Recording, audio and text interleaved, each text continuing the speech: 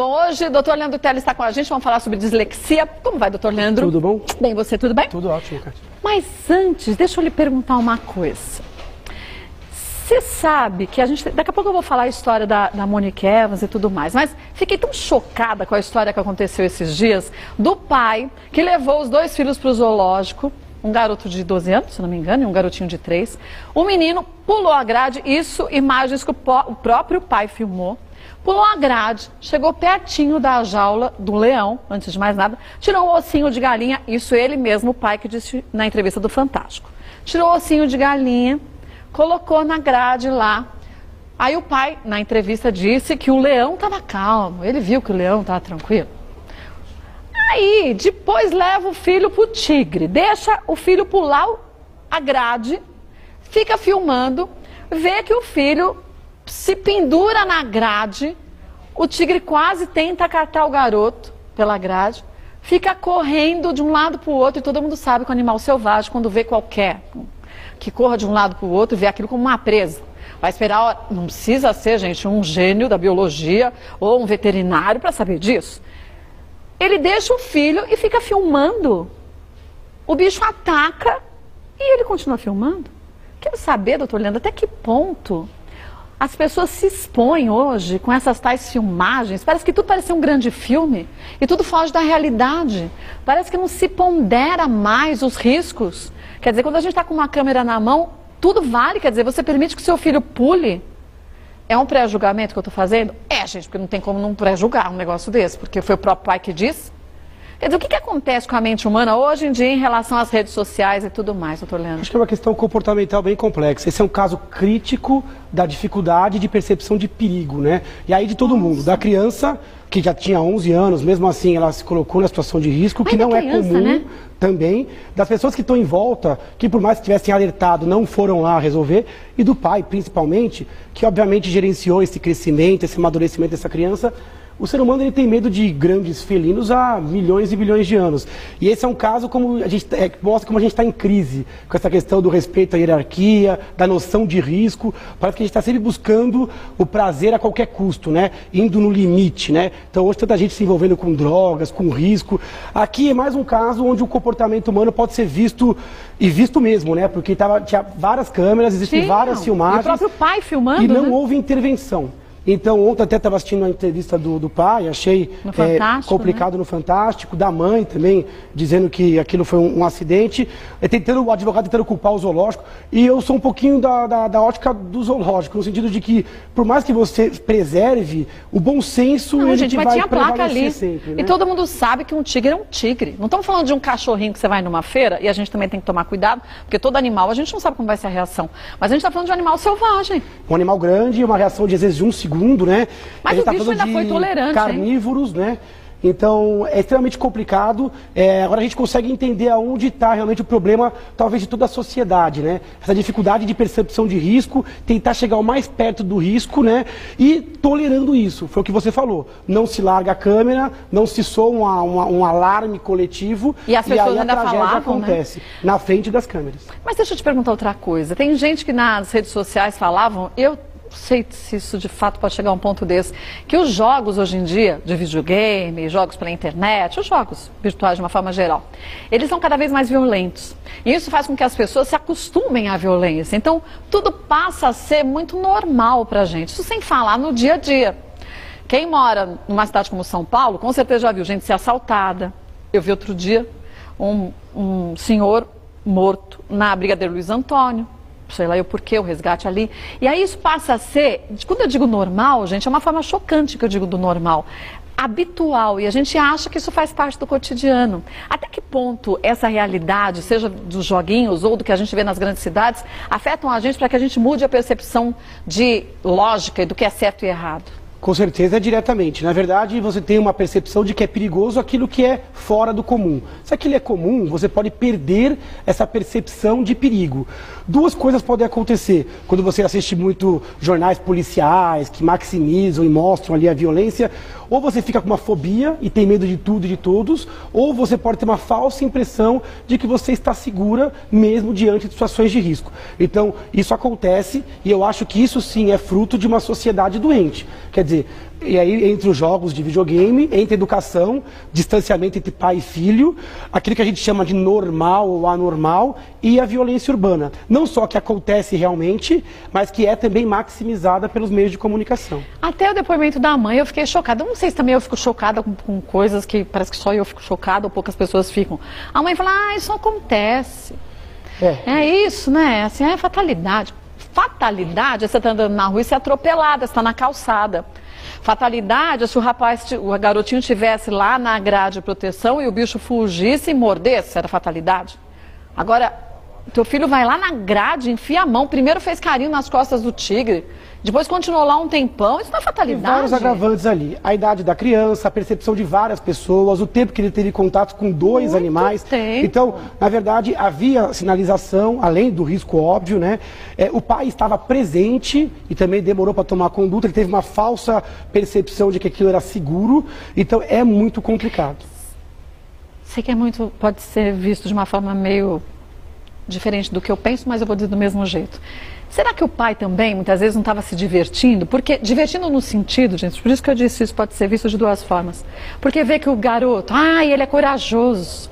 Olha, o animal, ele conseguiu dominar o animal. Isso não traz também uma certa força para o pai?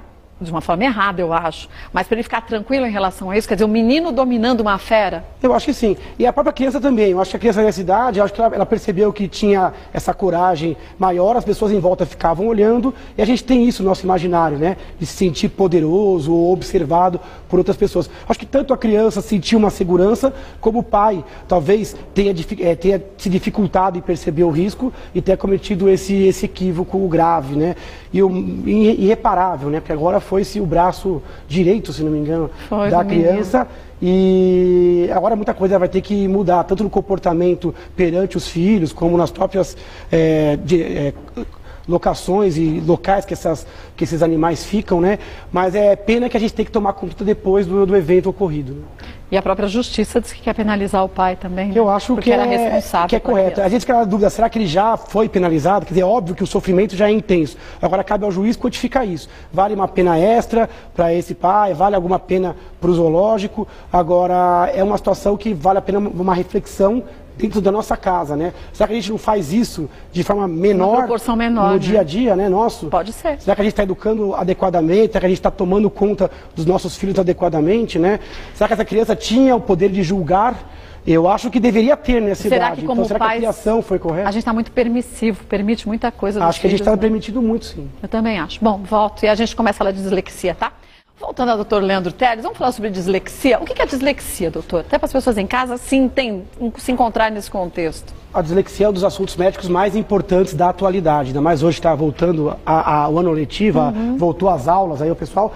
Então a dislexia é a principal causa de dificuldade de aprendizado, a principal causa médica, né? Porque também tem a dificuldade, porque a escola às vezes não é adequada, mas a principal causa médica, dificuldade de aprendizado, é aquela pessoa que tem dificuldade na leitura, na escrita, no soletrar. O cérebro dessa criança, que vai virar um jovem, um adulto, ele tem dificuldade em decodificar, perceber a letra, entender a palavra. Então ele lê de forma lenta, com muitos erros, muitas inversões, omissões. Troca letras? Pode trocar letras, pode trocar sílabas, pode comer sílabas. Então a leitura, ela é uma leitura cansativa. Então a interpretação de texto é muito ruim.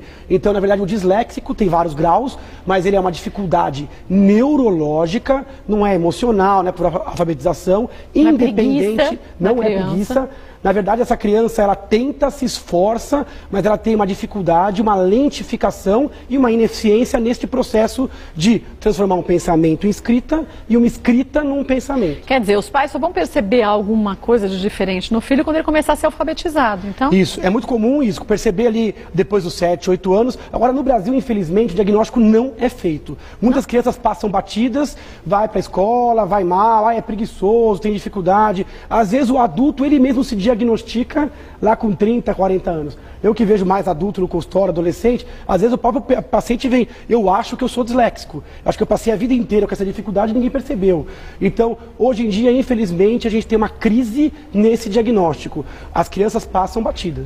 Mas já que é uma dificuldade de leitura, e de entendimento desse texto, quer dizer, a criança passa ano após ano com essa dificuldade, mas mais do que isso, com a estima enterrada.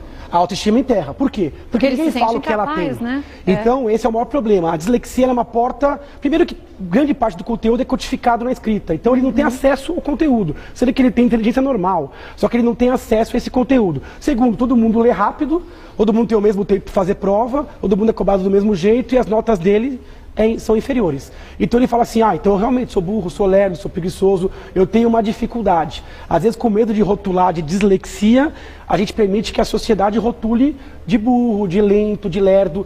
É uma porta para depressão, para ansiedade, para a pessoa não gostar de ler, lógico, ele se cansa, tem dor de cabeça, não tem mal-estar, né, não compreende. Então ele pega o desenvolvimento do cérebro, né? Agora, a gente tem que mudar isso, porque a gente tem que dar uma oportunidade dessas crianças que às vezes se tornam pessoas absolutamente brilhantes. Olha aqui alguns exemplos de disléxicos notáveis, né? Então, aqui a gente colocou 3 aqui, mas puta, tem muitos, né? Nossa Senhora, então, a lista é interminável. Mas aí a gente entra numa outra questão. Aqui a gente tem disléxicos notáveis, ok, que conquistaram um grande sucesso, mas que sofreram muito para conquistar isso. E o que leva, então, algumas pessoas com dislexia a conquistarem isso, quer dizer, conseguir, através dessa dificuldade, superar alguns momentos e atingir o objetivo e outras que não? É a família? O apoio da família? Com certeza. Então a primeira coisa é a oportunidade. Se essas pessoas não tivessem tido oportunidade, certamente não estariam neste slide agora. Mas a oportunidade a gente cria também. Também cria, isso que eu ia falar. Também a pessoa tem que perceber essa dificuldade e receber diagnóstico, ajuda. A própria dislexia, ela já te dá alguma coisa, porque ela te coloca uma dificuldade muito precoce. Então disléxicos, de modo geral, são muito criativos, são líderes natos, conseguem se especializar em várias coisas. Então, na verdade, a dislexia, ela tira uma capacidade, e em neurologia a gente tem muito isso. Por ser uma variação da normalidade, você perde, mas você ganha. Então, o disléxico muitas vezes tem inteligência acima da média, uma criatividade boa, não digo todos, mas uma boa parte deles. Se você der a oportunidade dele buscar o seu caminho, sem proteger, sem ficar aquela frescura de, é especial, não sei o quê. Não. Olha, você tem a dificuldade, decodificar e codificar. Eu vou te dar uma alternativa. Um outro jeito. Mas você vai ser cobrado igual. Sim. Você vai fazer prova oral. Olha, você vai ter que ler, se é um pouco mais devagar, vou dar um tempinho maior para você, mas o conteúdo está aqui. Quer dizer, você fala assim, então eu sou burro? Não, você não é burro. Você só é disléxico. Então vamos superar isso. O Tom Cruise, por exemplo, está aqui no nosso slide, ele tem as suas técnicas de decorar as falas, né? E mesma coisa o P. Gooper, ou também o Einstein, e tem outros, Jobs, Agatha Christie, Picasso, tem vários exemplos de disléxicos, Leonardo da Vinci tem uma suspeita de dislexia, que conseguiram encontrar o seu caminho. Mas é o cérebro que ele busca um outro caminho para compensar aquela dificuldade ou não? Na verdade, o cérebro ele quer realizar. Então, a gente fala há 100 mil anos, a gente lê mais ou menos 5 mil anos. Então, a leitura não é automático. Na verdade, a gente tem que aprender a ler. O cérebro ele quer dar um jeito. Então, ele acaba ativando áreas que não são ativadas que eram meio que adormecidas. Adormecidas. Assim, né? Por isso, esse aluno ele pode crescer com uma capacidade, um jogo de cintura muito melhor. Geralmente, eles são bons comunicadores, são criativos, são muito bons nas artes, no esporte, até porque ele tem que buscar essa autoestima dele. É muito comum falar assim, nossa, eu virei um grande esportista porque eu fui buscar uma solução que eu não tinha, eu fui buscar quem eu realmente era. A pessoa não aceita a dificuldade como um limite para crescer ou para viver, né? Exatamente. Agora, alguns acabam se perdendo nesse caminho. Alguns vão usar a dificuldade para transpassá-la. Outros vão olhar para um lado, não vai ter saída, a escola não reconheceu, a família não reconheceu, então ele vai evoluir com a autoestima ruim. E essa é a nossa preocupação, porque esse aluno ele não vai achar seu espaço. Vai ser um trabalhador braçal, vai ser uma pessoa frustrada. Então a gente tem que dar a mesma condição. Eu não gosto de falar assim, tratar todos como iguais, né? Essa é a maior injustiça. Tratar todos... Ninguém é igual. Então ninguém é igual. A escola ela tem que tratar diferentes como diferentes, dando a mesma chance de evolução. Aí seria o ideal de escola, que pudesse ter um número X de alunos na sala de aula, para o professor poder analisar cada um de acordo com a sua necessidade. Exatamente. Né? De ensino, forma de ensino. Salas menores. Essa é a primeira coisa. Professor treinado, professor bem remunerado. Então, na verdade... Que possa preparar essa aula de acordo com a necessidade de cada um, daquele aluno. Porque o professor ele faz o diagnóstico e é ele que vai ajudar também no desenvolvimento. Vamos personalizar o ensino. Infelizmente, o ensino ele tem coisa do método, né? Então a gente acaba deixando muita gente de fora. A gente deixa não só disléxicos, mas a gente deixa autista de fora, distúrbio de déficit de atenção, a gente deixa de fora. Hiperativos, disléxicos. Essas crianças que não se enquadram com o modelo dito normal, elas têm uma menor chance, né, de evolução. Volto para a gente falar dos tratamentos da dislexia, porque não adianta também a gente ter um diagnóstico, não saber de que forma que a gente, a partir de então, vai ter que lidar com os filhos, né? Exatamente. Exigir, proteger e que medicação? Existe medicação para isso? Dr. Leandro Teles já vai explicar para a gente. Voltando ao Dr. Leandro Teles, qual o tratamento da dislexia, Dr. Leandro? Então, a primeira coisa é identificar, né? Não tem nenhum exame que comprove, é realmente o médico afastando outras causas. O tratamento ele tem que ser personalizado, nenhum disléxico é igual ao outro, tem que ser abrangente, de preferência multifatorial, que tem que incluir fonoaudiólogos, psicopedagogos, tem que ter a participação do professor, da família e eventualmente do médico. Na verdade, o médico é o que ajuda, o que menos ajuda nessa equipe, né? O médico ele é muito útil quando você tem comorbidades, outras coisas associadas, por exemplo, déficit de atenção, distúrbio de sono, depressão, ansiedade. Em crianças maiores também é muito importante o psicólogo, porque já há uma dificuldade da autoestima, da frustração. Criancinha pequena, principalmente o fono e o psicopedagogo. Então, entre os 5 e os 7 anos, você já consegue dar uma triada. Essa criança, ela está em risco, principalmente se ela já tiver trocas muito frequentes e familiares disléxicos.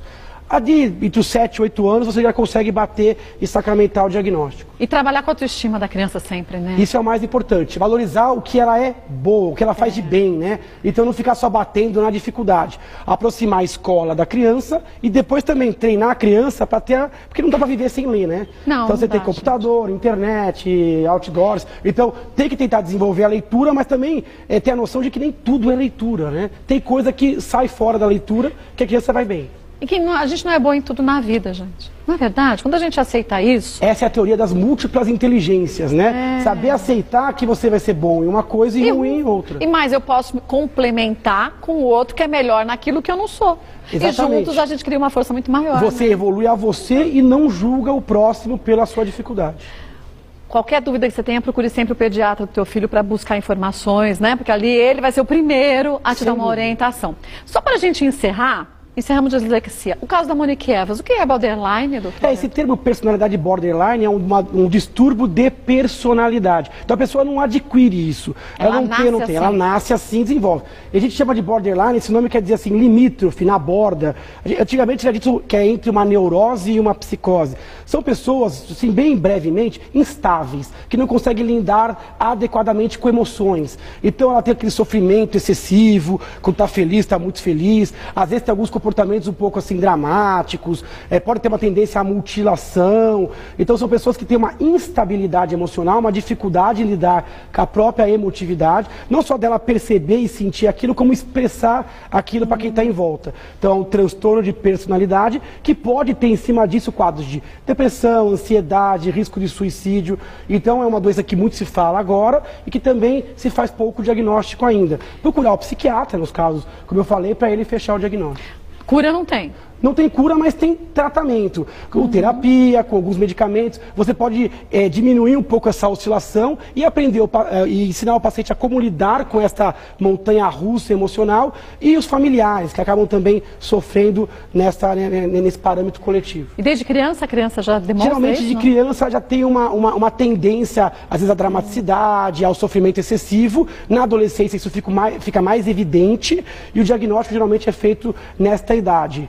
Agora, desde criança já ocorrem sim traços de personalidade borderline. A hereditariedade conta também, não? Também conta, como a maioria dos transtornos psíquicos, que a gente sempre fica falando assim, não é culpa do ambiente. Na verdade, há muito de biológico, há muito sim de genético envolvido também nesse transtorno de personalidade. Mas alguns transtornos de personalidade a gente consegue, através de terapia e medicação, aliviar, né? A gente não fala em cura, como na dislexia não existe cura, mas existe sim atenuar para que o paciente evolua funcional, para que ele consiga funcionar normal, socialmente, né? Muito próxima do normal, sim. Olha, se você quiser saber um pouco mais sobre esse tema tão complexo, que é a mente da gente, né, gente? Parece simples, mas de simples não tem nada. É a ponta do iceberg, né, a pontinha do iceberg. Você pode acessar o site www.leandroteles.com.br. Lá tem muitos artigos, mas para nós conseguirmos entender mesmo, nós leigos, pode acessar que você vai ver. E o Facebook? No Facebook a gente tem uma fanpage, Neurologista Leandro Teles. Quem quiser ir lá conhecer, mandar alguma crítica, sugestão até ou perguntas. Tema, né? Eu também queria deixar a Academia Brasileira de Dislexia, que é um site muito bom, é a ABD. ABD. Lá eles prestam assessoria, inclusive para diagnóstico, tratamento, dislexia.org.br. Tá. É muito importante esse site para quem se interessa por esse assunto. Dislexia.org.br. ABD. ABD. Obrigada mais uma vez. Boa semana para você, Até a viu? próxima. Até.